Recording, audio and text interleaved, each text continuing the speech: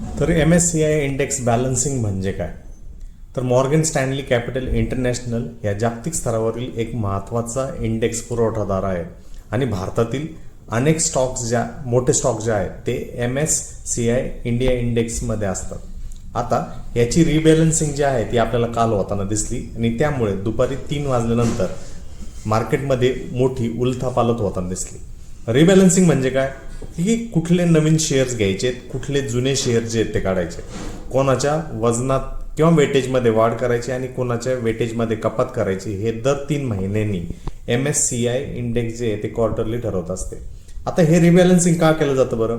तर MSCI index हे भारताचा किंवा जगभरातील मार्केटचा खराखुरा प्रतिनिधी म्हणजेच रिप्रेझेंटेशन करण्यासाठी राहावा, ह्याकरता बदल करण्यात येतात. उदाहरणार्थ, एखाद्या कंपनीची मार्केट कॅपिटल जे आहे ती खूप वाढली आहे, त्यामुळे इंडेक्समध्ये तिचे वजन जे आहे ते वाढताना आपल्याला दिसतं. त्यामुळे त्याबरोबरच एखाद्या कंपनीचं प्रदर्शन जे आहे ते कुंकवत होतंय, मग त्यामुळे त्याला MSCI इंडेक्समधून काढलं जातं. बॅलन्सिंग झाल्यावर काय होतं? MSCI इंडेक्सला जगभरातील मोठे FIIs व फॉरेन फंड जे ते फॉलो करतात. म्हणजे इंडेक्समध्ये जर नवीन स्टॉक जर जोडले जात असतील तर त्या कंपनीतून विदेशातून मोठा पैसा येऊ शकतो आणि त्या शेअरची किंमत वाढू शकते. इंडेक्समधून स्टॉक काढला की FIIs जे आहे ते त्याचा शेअर्स विकतात आणि त्यामुळे शेअरच्या किमती जे आहेत ते आपल्याला खाली येताना दिसू शकतात. म्हणून MSCI इनफ्लो व आउटफ्लो केव्हा होतोय ह्याकडे लक्ष ठेवणं गरजेचं आहे.